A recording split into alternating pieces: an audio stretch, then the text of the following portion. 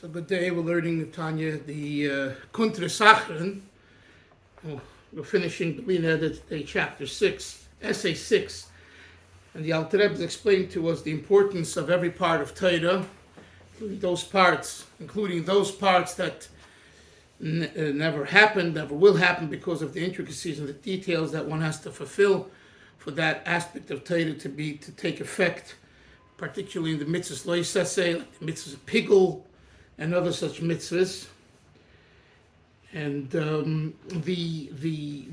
idea of, nevertheless, there's the energy of Torah is constant.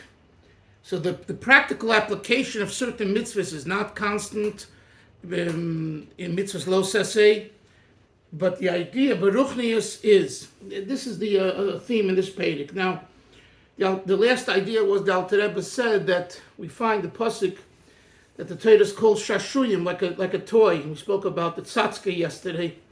A tzatzetzich, he's toyful, he's playful with the Torah. And then we also discussed the idea of biyadias atzmai, that Hashem knows himself, self-knowledge, and that self-knowledge creates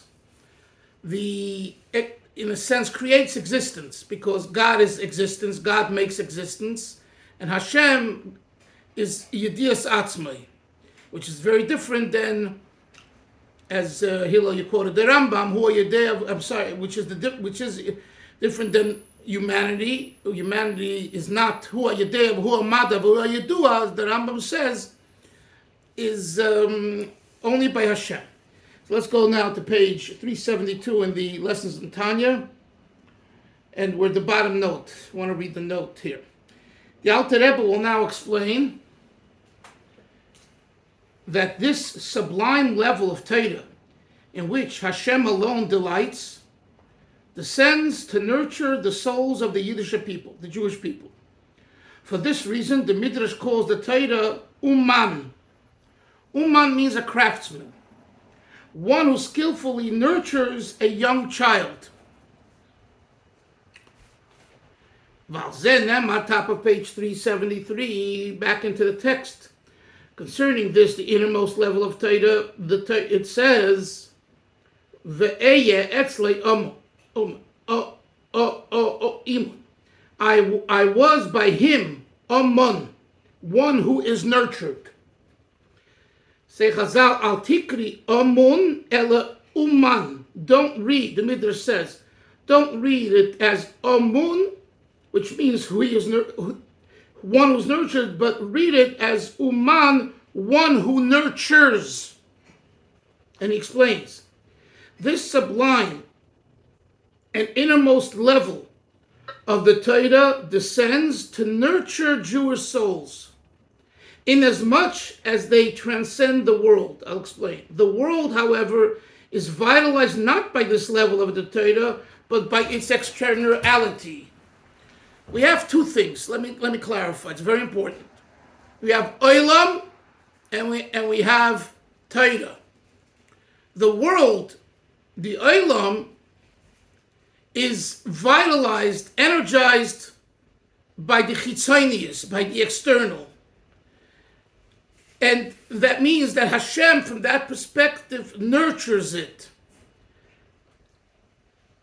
The world is nurtured. But the aspect that Hashem, so that's the idea of Amun in the Pasuk, V'hoya etzlei Amun. But the Chazal say, Al tikra Amun ela Uman, which means one who nurtures, not the one who's being nurtured. What does that mean? That means that when it comes to Yiddish neshamas, when it comes to the Jewish people, Hashem is in the mode of nurturing, not being nurtured. Because the Jewish people, the neshamas, Yisrael, and Hashem are one, right? We learned that in the very beginning of Tanya, chapter 2. The idea that the neshama comes from Chochmah, etc. What that means in simple words is that Hashem and the neshama are all one.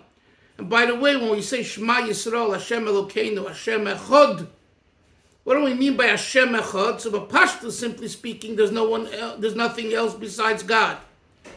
Nothing else. Not only there's no other God, there's nothing else besides God. Einay Milvadei.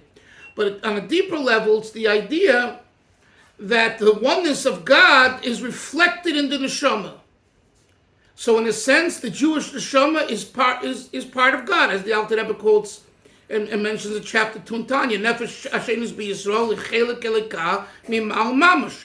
So, when we say Hashem Elokeinu Hashem Echad in Shema, Hear, O Israel, Hashem Elokeinu, Hashem is our God. Hashem Echad. What's the addition of Hashem Echad?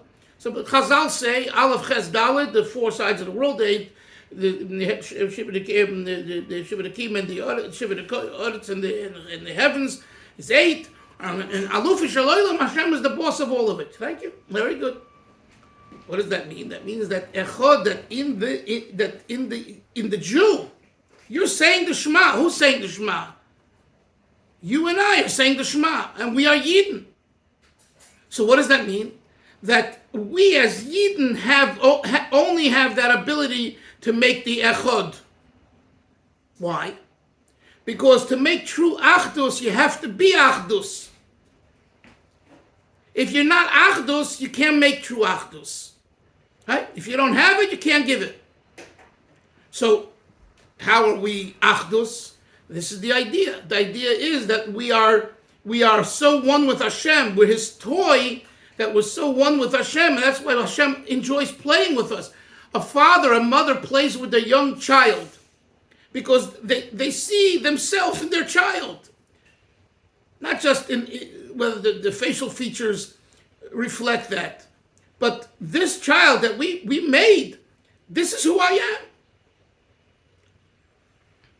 You know, they call a son, a parent who has a son, they call him a Kaddish Zoger, a Kaddish sayer. Because after 120, who's going to say Kaddish? The traditional thing is that women don't say the Kaddish in shul, and a man does. So having a son is leaving over a Kaddish sayer, right? That's a tradition of saying, a slogan in the community. But on a deeper level, every Yid is a Kaddish sayer. Every Yid is speaking, can speak, and has it within himself or herself to bespeak God. Because you are a shtick God. You're a part of God. Let's continue. Yes, Hillel. Yes. I like this whole idea of playing very much, but I don't understand what the Chazal adds when it says Al Tikri Amun Ela Omein. What's the distinction that the Chazal are trying to make there? That I didn't get. Okay, so do you know what the simple meaning is? I was by him, Amon, Aleph Mem Vav Nun. One. Like I was raised up by him, like supported by him. I was nurtured by him. Okay.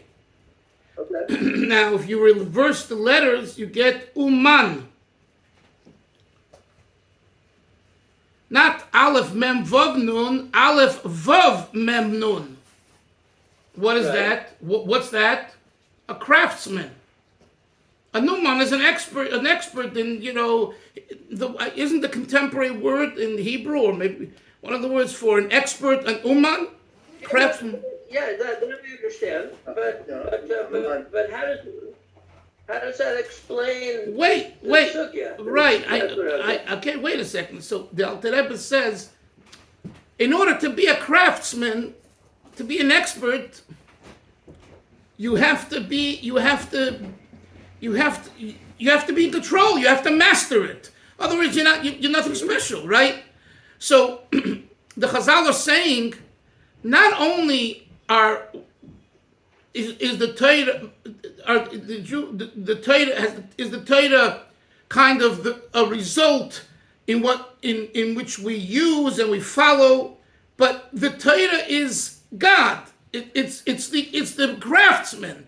It's the creator. It's the creator in the form of Torah. So with Like this, the designer's specifications. yeah, exactly.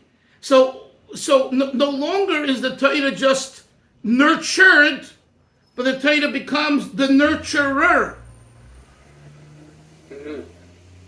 Like it was designed like a perfect, like we say about the man, that it was a perfect nutritional substance. Right. So the Torah itself is like that was crafted in order to provide spiritual sustenance, so to speak, for our nature. Correct. What the point here? Good. Beautiful. It's a great one. Great. I just want to make Yeah. sure I It's understand. a good, very deep idea. Good idea. Yeah. Let's continue. Thank you for asking. Well, Pnimius Acharayim Omar, regarding the hinder part of Torah, it says Misachekes betevel artzai. It's playing in the world. V'shashuya es bnei adam, and my delights are with mortal man. It is the external part of Torah that brings the light to the world and to man. Because Torah has what we call the inwardness and the externality. Just like we have a face, Moshe, and we have a hinder side, a back side. So there is the facial part, the countenance, the happy part, the Pnimius. You look at your face.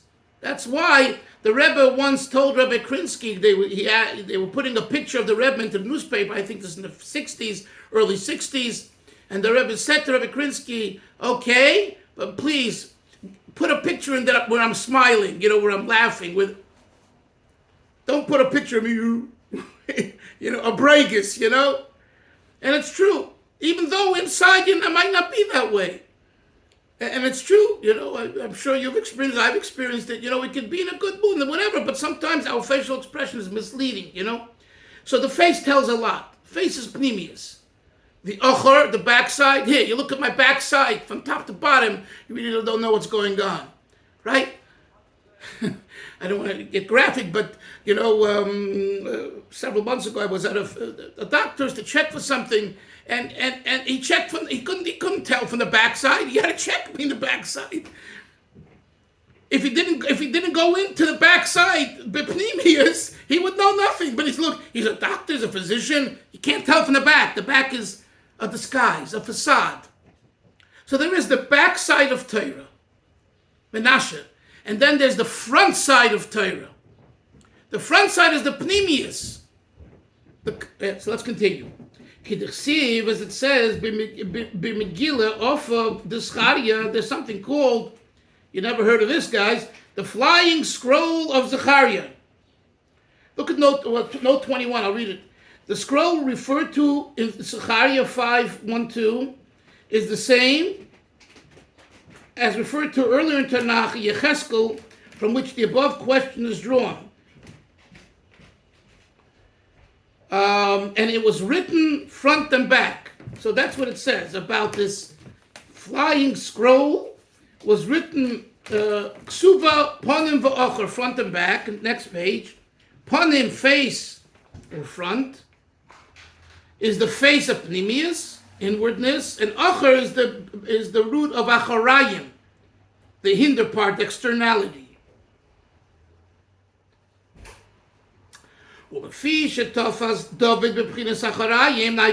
he concludes by answering the question.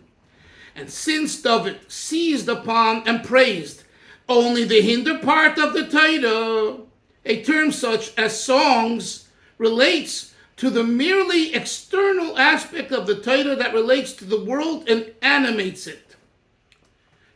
David HaMelech, when wanting to express the specialty of Torah, chooses just to express the externality. Moshe, that's why he was punished. Someone's going to say about you, Moshe, oh, this and that and that. And if they don't get it, they don't know you. They're not expressing it. They're missing the point. David HaMelech. When you say, Go ahead. What?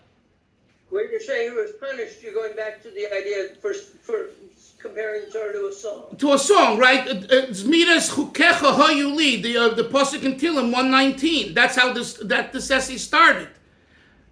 And the Chazal say that he was punished, and that's why when the Plishtim, when we brought back the Aron from the Plishtim, we captured it, and on the way to Yerushalayim, passing your area, Bet Shemesh over there, nearby, Uzzah puts the Aron on the wagon, and he's punished for that. And he was told by David. That was David's punishment. Because the Torah says you're not allowed to put the Aron down. Out of respect of the ark of the Aron, you have to carry it with its staves. But 4 people on each end of the stave, going through the rods, the loops on the Aron, and you carry it. David forgot the halacha. Isser, that's the punishment. That's a punishment. David HaMelech. You know? Like Moshe by Zimri. Yeah. Same idea. So the Alter Rebbe now is explaining on a deeper level. In other words, like I told you in the first class on this essay, what does it mean David he forgot the halacha? Come on. David HaMelech. So the Alter Rebbe says, Taki didn't forget. He focused on one aspect of Torah, the external part of Torah. And Hashem wanted him, when he calls out the beauty of Torah, to say what the ultimate of Torah is, the Pnimius. You know, many times I make tributes for people who've passed away. I make a tribute to, if I knew them. And it's hard, and it's an art to identify a person like this is the person, because it's easy to get sidetracked about other aspects of the person, and that's not the person. Those are things the person did, but who is the person? And that takes a lot of thought and v'chulu. And sometimes you get it, sometimes you don't. David HaMelech, unfortunately, didn't, at this point, in this situation, this pasuk, did not identify properly the ultimate greatness of Torah. He related only to the Chitzonius. He knew what the Pnimius is, Hillel, but in his expressions, he says, Torah is a great song. Thank you very much. Torah is also a song. That's different. If he would have said Torah is also a song, he wouldn't be punished. But when you make the end all of Torah a song, you get punished. Let's continue. Lokach nenash b'shikha. That's why David was punished with forgetfulness, forgetting the halacha of the ark. Haba mibchinas acharayim, because guess what? Forgetfulness comes also from the backside. You know what's the worst word? I forgot. You forgot? Forgetfulness is klippa. You don't forget to eat when you're hungry. Tell me, have you ever met someone who forgot to eat? When I tell you the story of Rabbi Hirschsprung in Montreal, who didn't eat after the Tisha B'Av because he wasn't able to learn, it's not that he forgot to eat. He chose not to eat because Torah is more important to him. Torah for him is eating, so he was eating. He wasn't eating physical food; he was eating Torah. But a person to forget to eat. So the Alter Rebbe says, you know why it's shaykh for a person to forget? Because it comes from the klippa. That means the klippa is dominating on some level. Okay? And it was momentarily concealed from David, Mashakosov, a clear verse that says, quote, Avodas HaKodesh Aleihem. The sacred service is their duty. Bakesef Yisu, the shoulder shall they carry, on the shoulder they shall carry the ark. Look at what the Rebbe says. You know why? To combine and unite the shoulders. You got shoulders problems? You got a problem with your shoulders? Put the ark on your shoulders. Because by putting the ark on your shoulders, it unites your shoulders, which are akin to the hinder part. the shoulders are associated with the Acharayim. So when we put the ark, the Torah, on the shoulders, we're uniting the hinder part. El Avodas HaKodesh, it says in the verse, do this combination of the shoulders to the sacred service, to the holy service, which refers to Hi Chochmi Lo, this is the supernal wisdom, Bebchinas Panim, which is the level of the face. In other words, this is what's happening, Hillel. Beautiful. We're taking the Aron Kodesh, putting it on the shoulders to unite negativity and Klippa. And how's it united? El Avodas HaKodesh, to the holy Avodah, which is Pnimius. So not that we exclude the Chitzonius. We include the Chitzonius, but we have to include it in the right way. And this is also a very important lesson.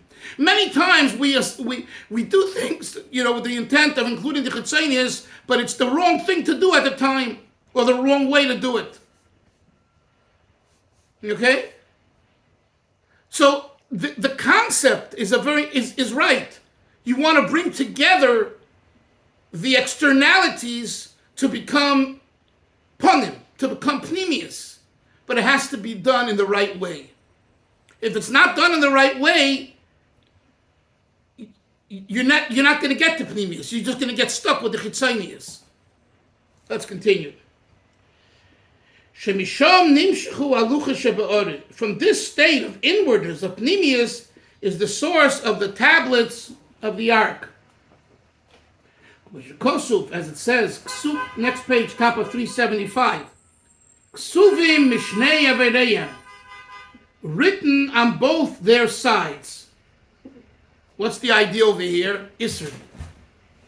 That the luchos were written from both sides. That's Pnimius. Both sides, Chitzonius and Pnimius. And because it was a Pnimiustic experience, it went through and through. You don't only see that he's a fine person and on the right page when he's in the base medrash or in shul, when he's working at his work, when he's schlepping the boxes, when he's taking his gun into his hand to defend the country. In every aspect, you see that this is a Yid that's living with Pnimius. He used two different things here. One is the lukos, but previously he said this flying scroll, written front and back. Yeah. And on you have the lukos that could be read from front and back. Right. So your question is why I'm not sure what to make of the two different items. Yeah, but is your question why does he need to have two examples? I'm not sure that I formulated a question yet. I'm just making note that he's bringing two things to seemingly say the same point. Okay.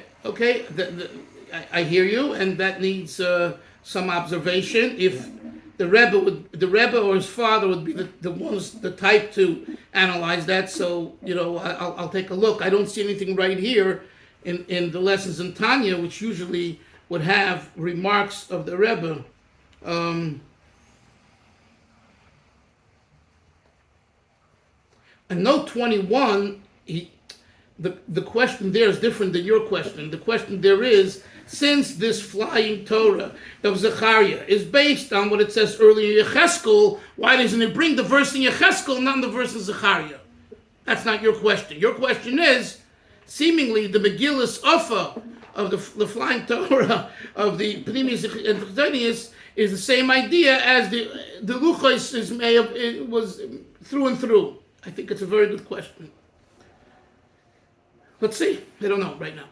Let me continue. As it says there, the Talmud Yerushalmi, Tractate Shkolim, says that the luchos, the tablets, did not have any front and back. They are entirely panim, signifying pnimiut, inwardness. The purpose of carrying the ark on the shoulders was thus to connect the external aspect of man with the inwardness of the Torah. Ayin Shom, study this reference there. Moshe, I have a job for you. I'd like you to make a drawing of this idea. I'm very serious. And I think if done well and and explained, you'll have some good buyers. In other words, to show on one hand the externality and at the same time the Pnimius. And the symbolism here, Moshe, might be for a good piece of art. The shoulders of a person, you know what I'm saying? You can maybe, you know, I don't like the word play with it, but you could take the mushal that he gives here of the shoulders using this pasuk. Avoidus hakodesh aleim bakesef yisu right, avoidus hakodesh. I just thought of it now. You know, it would be an interesting, because it's an interesting piece, because it's really what we go through in life. The balancing and harnessing and synthesizing Pnimius and Chitzonius, and that's what we do on a daily basis. That's what we're doing on a daily basis. And ultimately, Torah is an expression of Pnimius.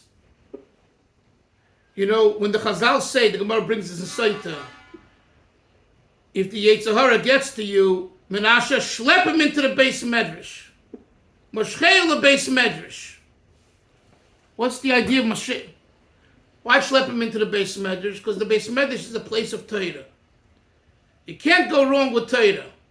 But in Torah there is the Zmiros, the Chitzonius, and there's the Pnimius. So not that one shouldn't sing. Of course, one second. Of course you should sing. But understand that that's not the Pnimius. That's only a result of the Pnimius. Yes, Moshe, what do you want to say? I was just going to say, it's interesting. I think it's important to note that, I'd love to see this a little more in depth. When we talk about the flying scroll, so the note specifically says, or the translation says, as it is written concerning the flying scroll of Zechariah, and it was written front and back. So just the whole point of a scroll, we took like a piece of cloth, right? Yeah. You have the front, right, and you have the back, meaning that, like, even on the mezuzahs, this isn't done yet, but we do write a little bit of text, you know, letters on the back. The point is that they're two separate entities, the front and the back. Whereas the stone, the luchos, we say here, and it says it's it says as explained in the Yerushalmi tractate Shkolim, the tablets did not have any front, panim, and back, achor.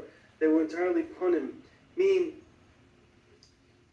stone, you know, it's like you're taking material and you're carving now. You're not writing. Right. No ink. You're literally carving. You're going from one side to the other side. I understand what you're saying. What I don't really know and understand is, what is this flying scroll? That's what I don't understand. That's the truth. I don't know what that means. I have to really look it up. Does anyone know? Do you know, Hillel, what the flying scroll is? It was a part of the Nevuah of Zechariah, one of the things that he described himself seeing. And it seems very cryptic in the Navi, but that's what the things he did. Okay. So then Moshe's comment is very right. It could be a flying scroll, but it's two separate sides. So that's a good answer, Moshe, to Isser's observation. That at the end of the day, even with a flying scroll, whatever that means, it's still two sides. Whereas in the Evan, the Luchais, it was engraved in it, so it becomes one.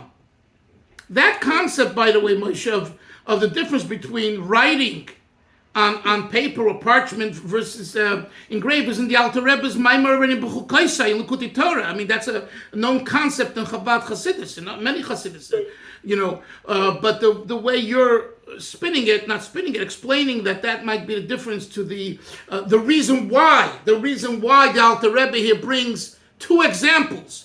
One of the flying scroll, and number two of the luchas could be that's the explanation, that he wants to bring out that there's deeper and deeper, and the ultimate is not the flying scroll, because at the end of the day it still remains two sides, as you said. That's what you mean, right? Yeah. Yasha Koyach, you worked it out. It came from you. Chavra, see you all tomorrow. Have a great day. Hatzlacha. Everyone be safe. Zay gesund. Bye-bye.